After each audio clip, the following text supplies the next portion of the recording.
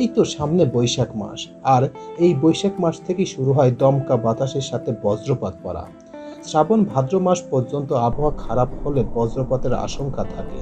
প্রতি বছর অনেক মানুষ বজ্রপাতে মারা যায়। বজ্রপাতকে কোনো কোনো এলাকায় বাজ বলা হয়।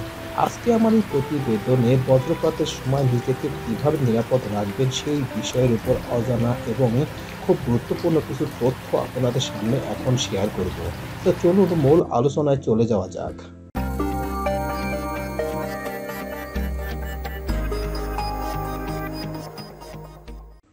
মূলত ক্লাউড টু গ্রাউন্ড লাইটিং বা মেঘ থেকে মাটিতে নেমে আসা বজ্রপাতের কারণে মানুষের প্রাণ যায়। আবহাওয়ার উপর মানুষের নিয়ন্ত্রণ না থাকলেও বজ্রপাতের সময় কিছু অসাবধানতা অবলম্বন করাই শ্রেয় বলে বিশেষজ্ঞদের মত। কলকাতা বিশ্ববিদ্যালয়ের অ্যাটমসফেরিক সায়েন্সের অধ্যাপক সুব্রত মৃধা বলেন, বাজ পড়ার সময় অনেকেই বাড়ির বাইরে বা মাঠে থাকেন।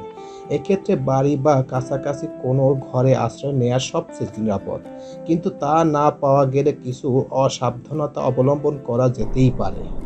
মার্চ, এপ্রিল, মে এবং জুন মাসে বর্ষা আসার আগে বাজ পড়ে বেশি। এই সময় আবহাওয়া দপ্তরের সতর্কবার্তার প্রতি খেয়াল রাখা দরকার প্রত্যেকটা মানুষের। খোলা জায়গায় থাকলে বাজ পড়ার সময় যতটা সম্ভব নিজেকে সংকুচিত করে বা কুঁজো হয়ে মাটিতে বসে পড়লে রক্ষা পাওয়া সম্ভব। না শুয়ে যতটা সম্ভব নিচু হয়ে মাটির কাছাকাছি থাকলেও বাজের কবল থেকে রক্ষা পাওয়া যেতে পারে। ছাদযুক্ত চার দেয়ালের ঘর এক্ষেত্রে সবচেয়ে নিরাপদ আশ্রয়। ঘরে থাকলে বাজ থেকে বাঁচার সম্ভাবনা বেশি থাকে।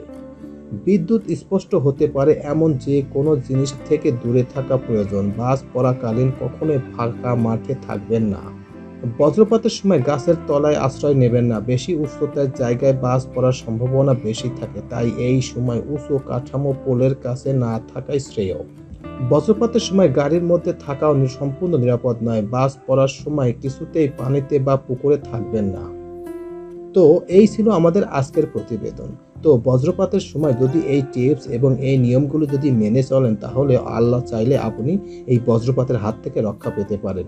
আর যদি আপনার মৃত্যু এই বজ্রপাতে লেখা থাকে, তাহলে অবশ্যই আপনি এই বজ্রপাতের মাধ্যমে মৃত্যুবরণ করতে বাধ্য থাকবেন। আর এর জন্য যদি আপনি মাটি কিংবা গভীর কূপের মধ্যেও থাকেন, সেখানেও আপনি এই বজ্রপাতের আঘাতে মৃত্যুবরণ হতে বাধ্য থাকবেন। তো এই ছিল আমাদের সংক্ষিপ্ত কিছু টিপস। তো এই টিপসগুলো মেনে চলার জন্য প্রত্যেকটা মানুষকে রিকোয়েস্ট করব। আর সবসময় এই টিপসগুলো যদি মেনে চলেন, তাহলে আল্লাহ চাইলে অবশ্যই রক্ষা পেতে পারেন এই বজ্রপাতের হাত থেকে।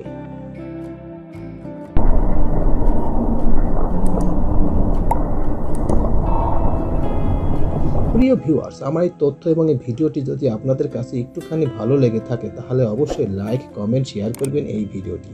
আর যারা এখনও আমার এই চ্যানেলটি সাবস্ক্রাইব করেনি, তারা দ্রুত আমার এই চ্যানেলটি সাবস্ক্রাইব করে ফেলবেন। তো আজকে এই পর্যন্তই। সবাইকে ধন্যবাদ জানিয়ে এখানেই শেষ করছি। আল্লাহ হাফেজ।